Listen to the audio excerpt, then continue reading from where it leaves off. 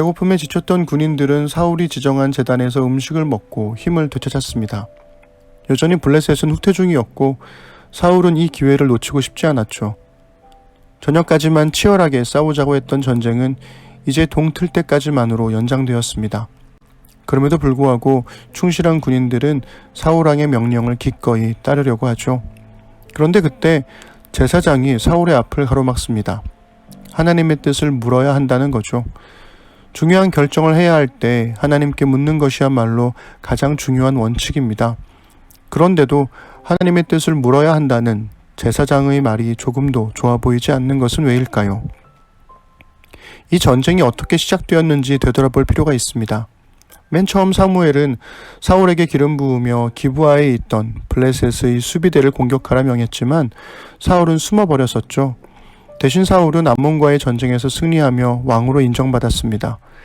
왕이 된 이후에도 사울이 블레셋을 공격하는 것을 주저하자 그의 아들 요나단이 기브아에 주둔했던 블레셋의 수비대를 공격했고 그로 인해 블레셋과의 전면전이 시작되었습니다.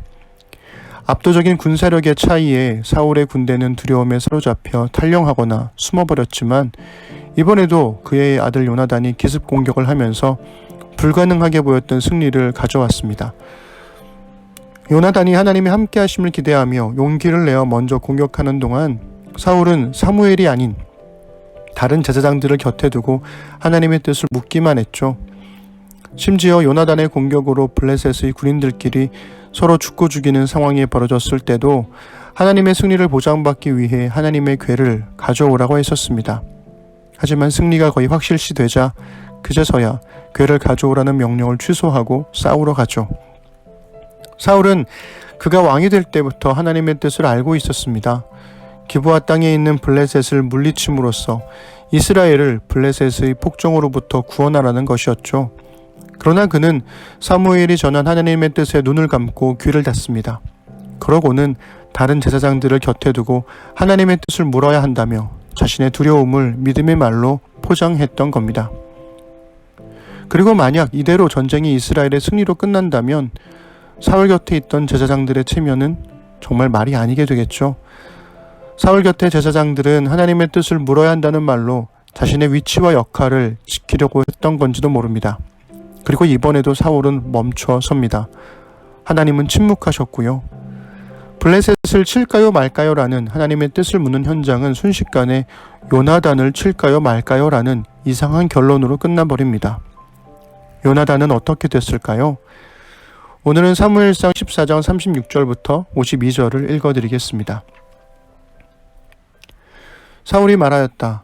우리가 이 밤에 블레셋 군대를 쫓아 내려가서 동이 틀 때까지 그들을 약탈하고 한 사람도 남김없이 모조리 죽이도록 합시다.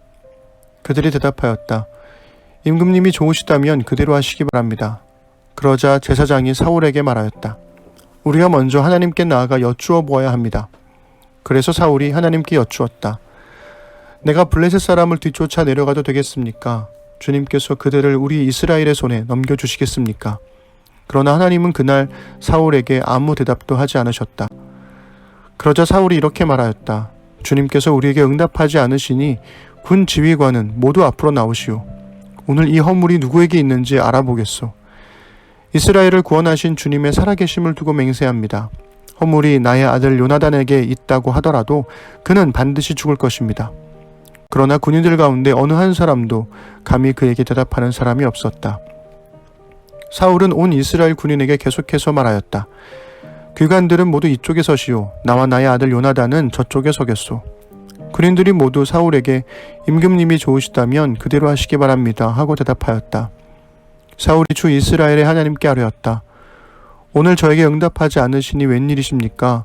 주 이스라엘의 하나님, 그 허물이 저에게나 저의 자식 요나단에게 있다면 우림이 나오게 하시고 그 허물이 주님의 백성 이스라엘에게 있다면 둠밈이 나오게 하십시오. 그러자 요나단과 사울이 걸리고 백성들의 혐의는 벗겨졌다. 사울이 말하였다. 제비를 뽑아서 나와 나의 아들 요나단 가운데서 누가 죄인인지를 가려내시오.